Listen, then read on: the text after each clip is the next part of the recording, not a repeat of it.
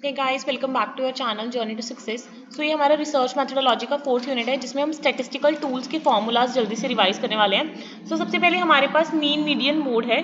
तो mean median mode के basic formulas मैं आपके साथ शेयर कर रही हूँ। मीन हमारे पास 3 तरह की हो सकती है: arithmetic mean, geometric mean and harmonic mean. Geometric mean का जो स्क्वायर है that is equal to arithmetic mean and harmonic mean. Arithmetic mean को जब हम हार्मोनिक मीन से मल्टीप्लाई करेंगे that is equal to the square of geometric mean. तो आप ये फॉर्मूला लर्न कर सकते हो। एंड अब हमारे लिए सबसे ज्यादा इंपॉर्टेंट है मीन। मीन के हमारे पास 3 तरह के फॉर्मूलाज हैं। एक तो है सिंपल मेथड, एक अज्यूम्ड मीन मेथड एंड एक स्टेप डेविएशन मेथड। मैंने बेसिक तीनों फॉर्मूलाज शेयर किए हैं आपके साथ। फॉर्मूला क्या है मीन का? Summation x I F I upon summation F I, अगर हम सिंपल मेथड अडॉप्ट करते हैं। अगर हम अज्यूम्ड मीन वाला मेथड लेते हैं so that is assumed mean plus summation F D upon summation F. इसमें जो अज्यूम्ड मीन है वो हम खुद ही अज्यूम कर लेते हैं कोई मिडल वैल्यू, एंड इसमें जो डी है दैट इज इक्वल टू जो आपका मिड पॉइंट्स होगा। अगर आप कंटिन्यूस इंटरवल्स की बात करें उसमें से जब आप अज्यूम्ड मीन माइनस करोगे that is your deviations. And अगर आप कंटिन्यूस स्टेप डेविएशन मेथड लगाते हो तो इसमें डी की जगह यू आ जाता है। What is you? यू मतलब m माइनस ए अपॉन एच। एच मतलब जो आप क्लासेस में डिफरेंस होता है वो ले रहे हो, ठीक है, और उसको आपको बाद में उसकी एच या आई के साथ मल्टीप्लाई भी करना है। ये तीनों आपके फॉर्मूलाज हैं। अगर आपको डिटेल चाहिए तो आपको डिटेल प्लेलिस्ट मिल जाएगी। This is the just summary video of your formulas. Then geometric mean में भी आप डाटा सेट्स में यूज कर सकते हो एंड हार्मोनिक मीन भी आप यूज कर सकते हो। अब किन सिनेरियोज में हमें अरिथमेटिक मीन लगाना है, ज्योमेट्रिक मीन लगाना है या फिर हार्मोनिक मीन लगाना है? तो अगर आपको simple average income, average marks, average temperature ये चीजें आती हैं तब आपको अरिथमेटिक मीन लगाना है।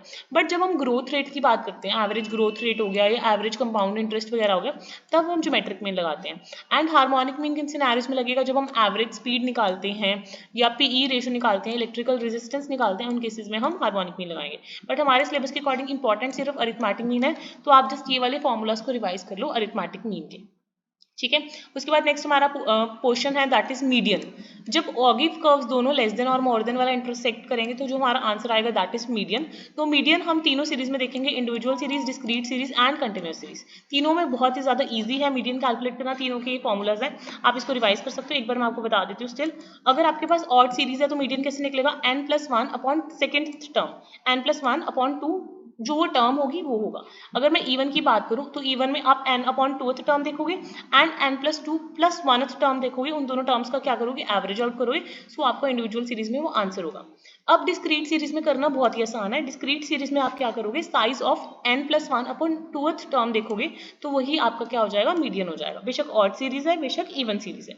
अब कंटिन्यूस में क्या होता है? कंटिन्यूस में आपको मीडियन क्लास सबसे पहले फाइंड आउट करना होता है, तो उसका फॉर्मूला होता है n अपॉन 2th टर्म। तो ये कंफ्यूज नहीं होना, डिस्क्रीट में आपको +1 भी करना है, कंटिन्यूस में आपको +1 नहीं करना। एंड देन कंटिन्यूस के लिए फॉर्मूला क्या है? L1 minus n upon 2 minus C F upon F into I. And ये हमेशा ध्यान रखना है जो आप सी एफ ले रहे हो वो आपको प्रीसीडिंग क्लास की लेनी है। मीडियन भी क्लियर हो गया। Next one is mode. Mode को हम कैलकुलेट दो वे से कर सकते हैं। एक तो है बाय ऑब्जर्वेशन या इंस्पेक्शन मेथड। तो इसमें आप सिंपली देख लो कि किसकी सबसे ज्यादा फ्रीक्वेंसी है, वो आपका मोड का आंसर हो गया। मोड को हम z से रिप्रेजेंट करते हैं। बट इसका एक और मेथड होता है ग्रुपिंग मेथड। ग्रुपिंग मेथड में आपको दो टेबल्स बनाने होते हैं, analysis table and grouping table. Basic mode को निकालने का फॉर्मूला है z is equal to L1 plus F1 minus F0 upon 2F1 minus F0 minus F2 into I. आप ऐसे निकाल सकते हो। And grouping table and analysis table कैसे बनेगा? अगर हम ग्रुपिंग टेबल की बात करें तो इसमें आप क्लास इंटरवल्स लिखोगे फर्स्ट कॉलम में, देन फ्रीक्वेंसीज लिखोगे, देन आप फर्स्ट सेकंड फ्रीक्वेंसी को ऐड करोगे, देन सेकंड थर्ड फ्रीक्वेंसी को ऐड करोगे, देन नेक्स्ट वाले कॉलम में पहली 3 फ्रीक्वेंसीज को ऐड करोगे, then second to fourth frequency को ऐड करोगे, then third to fifth frequency को ऐड करोगे। अगर आपको एक क्वेश्चन कर लोगे आपको समझ आ जाएगा कि ग्रुपिंग टेबल कैसे बनाना है। देन एनालिसिस टेबल में आप कॉलम्स इधर लिखोगे, इधर क्लास इंटरवल्स लिखोगे। तो जिस क्लास इंटरवल में वो फॉल करे उसको आप टिक करते जाओगे। तो जिसका मैक्सिमम होगा उस क्लास इंटरवल में अभी आपको जो ये ऊपर वाला फॉर्मूला मेंशन आउट है आपको ये फॉर्मूला अप्लाई करना है, ठीक है। अब ग्राफिकल मेथड से मोड कैसे निकालते हैं? आप एक बार डायग्राम बनाओगे, देन जिसका सबसे हाईएस्ट में फ्रीक्वेंसी है उसको ऐसे क्रॉस बनाओगे, देन एक्स एक्सिस पे जो वैल्यू आएगी वो आपकी मोड की वैल्यू होगी। आई होप आपकी मोड की रिवीजन भी होगी, मीडियन की भी होगी, मीन की भी होगी। नेक्स्ट आपका एक टॉपिक है रिलेशनशिप इन तीनों के बीच में। 3 median is equal to 2 mean minus 2 mean plus 1 mode. ये हमेशा याद रखना, कई बार मीन और मोड दे रखा होता है, आपको मीडियन निकालना आ सकता है, कुछ भी कैलकुलेट करना आ सकता है। 3 median is equal to 2 mean plus 1 mode. तो ये याद रखना। अब हमारी जो डिस्ट्रीब्यूशन है वो दो तरह की हो सकती है, एक हो सकती है सिमेट्रिकल डिस्ट्रीब्यूशन और दूसरी हो सकती है असिमेट्रिकल डिस्ट्रीब्यूशन। जो सिमेट्रिकल डिस्ट्रीब्यूशन होती है उसमें मीन मीडियन मोड तीनों इक्वल होते हैं, एंड जो असिमेट्रिकल डिस्ट्रीब्यूशन होती है उसमें पॉजिटिव सिमेट्री भी हो सकती है, नेगेटिव सिमेट्री भी हो सकती है।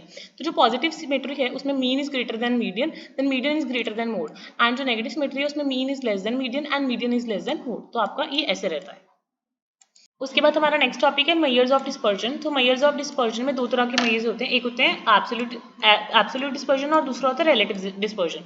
सो जो एब्सोल्यूट वाला है that gives you the original units, and जो रिलेटिव वाला है वो एक प्योर नंबर होता है, उसके साथ कोई यूनिट अटैच नहीं होती।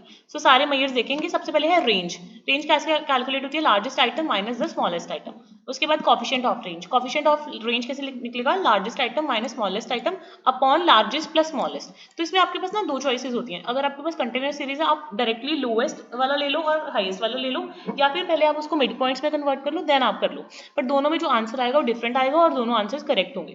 ठीक है, रेंज ऐसे कैलकुलेट होती है, कॉफिशिएंट ऑफ रेंज ऐसे कैलकुलेट होती है। मैंने आपको बताया जो रेंज है वो आपका एब्सोल्यूट मेजर है और जो कॉफिशिएंट ऑफ रेंज है that is a relative major. उसके बाद हमारे पास तीन कंसेप्ट्स हैं छोटे छोटे, क्वार्टाइल, डिसाइल और परसेंटाइल।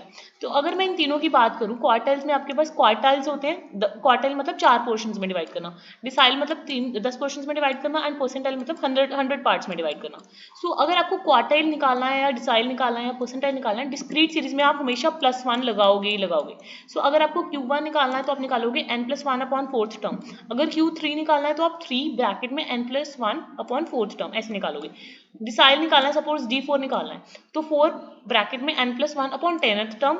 ऐसे अगर आपको सपोज P3 निकालना है, परसेंटाइल 3 निकालना है, सो 3 ब्रैकेट में n+1 अपॉन 100th टर्म। 100 हम इसलिए ले रहे हैं क्योंकि परसेंटाइल निकाल रहे हैं, हम 10 इसलिए ले रहे हैं क्योंकि डिसाइल निकाल रहे हैं, क्वार्टर में हम 4 इसलिए ले रहे हैं क्योंकि क्वार्टर में 4 होता है। ठीक है, अब ऐसे ही जैसे आपने मीडियन का फॉर्मूला लर्न किया था वैसे ही आपके क्वार्टाइल, डिसाइल और परसेंटाइल के फॉर्मूलाज होते हैं, सेम ही रहते हैं, थोड़ा थोड़ा वेरिएशन रहता है। क्लास जब आप कंटिन्यूस सीरीज में डिटरमाइन करोगे तो आपको प्लस नहीं लगाना है, +1 नहीं लगाना है। सो अगर आपने कंटिन्यूस सीरीज की अगर मैं बात कर रही हूँ तो क्लास डिटरमाइन करें तो डायरेक्टली n/4th क्लास हो जाएगी अगर आप Q1 निकाल रहे हो। इसमें डायरेक्टली 4n/10th क्लास हो जाएगी अगर आप D4 क्लास निकाल रहे हो। सो इसमें आपको +1 नहीं लगाना होता। एंड वैसे ही आपका फॉर्मूला में थोड़ा सा वेरिएशन हो जाएगा, जैसे इसमें फॉर्मूला क्या होगा, L1 + n/4 - CF upon F into I। इसमें भी आपको F CF जो है वो प्रीसीडिंग क्लास के लेनी है, तो सबसे पहले आपको CFs निकालने पड़ेंगे सब में। ठीक है, अब हमारे 3 कंसेप्ट और हैं छोटे से, that is inter quartile range. Inter quartile range कैसे निकलती है? Q3 - Q1। अब quartile deviation and semi inter quartile range का एक ही फॉर्मूला है, that is Q3 - Q1 upon 2। हमने इंटर क्वार्टाइल रेंज निकाला डायरेक्टली, मतलब Q3 में से Q1 माइनस किया।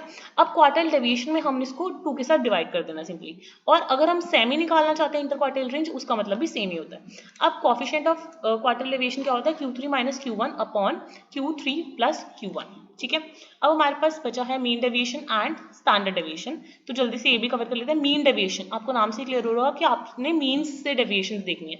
मीन डेविएशन को एवरेज डेविएशन भी बोलते हैं या फिर फर्स्ट मूवमेंट ऑफ डिस्पर्जन भी बोलते हैं। सो जो मीन डेविएशन है इसमें आप साइंस को इग्नोर करते हो, आप बोलते हो कि सारी जो डेविएशन आप उसको पॉजिटिव कंसीडर करते हो। मीन डेविएशन का ये मतलब नहीं है कि आप सिर्फ डेविएशन फ्रॉम मीन देख रहे हो, आप इसमें मीडियन से भी डेविएशन देखते हो। सो मीन डेविएशन में मीन से डेविएशन इतना बेटर इंडिकेटर नहीं होता जितना मीडियन से डेविएशन बेटर इंडिकेटर होता है। सो इसका फॉर्मूला क्या होता है? Summation not x minus x mean upon n। अगर मैं इंडिविजुअल सीरीज की बात करूं, ऐसे ही मीडियन में भी आप ऐसे निकालोगे। सो आप बस ये याद रख लो, समेशन ये हम इसलिए लगाते हैं सिंबल क्योंकि आपने सारी डिविजन को क्या माना है? पॉजिटिव माना है।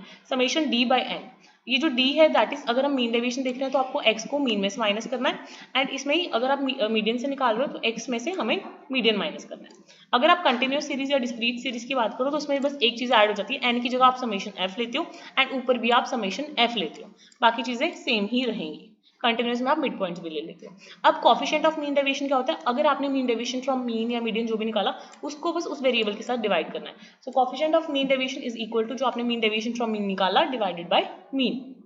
अब वेरिएंस क्या होता है? Variance is the square of standard deviation. And what is coefficient of variation? Coefficient of variation जो आपने स्टैंडर्ड क्या कहते हैं कोफिशिएंट ऑफ मीन डेविएशन निकाला था, ये आपने कैलकुलेट कर लिया। ठीक है, उसके बाद जो आप कोफिशिएंट ऑफ स्टैंडर्ड डेविएशन निकालते हो that is standard deviation divided by mean, उसको जब आप 100 से डिवाइड कर लोगे that is your coefficient of variation. So जो कोफिशिएंट ऑफ स्टैंडर्ड डेविएशन है that is standard deviation divided by mean, and जो कोफिशिएंट ऑफ वेरिएशन है that is standard deviation divided by mean into 100। So 100 time the standard deviation coefficient is your coefficient of variation. अब जो standard deviation है इसको हम Greek symbol sigma से represent करते हैं। तो इसको निकालने के ना 4-5 मेथड्स होते हैं। देखो स्टैंडर्ड डेविएशन को, इसको हम बोलते हैं रूट मीन स्क्वायर डेविएशन। इसमें हम साइंस को कंसीडर करते हैं जो कि हमने इग्नोर किए थे मीन डेविएशन में।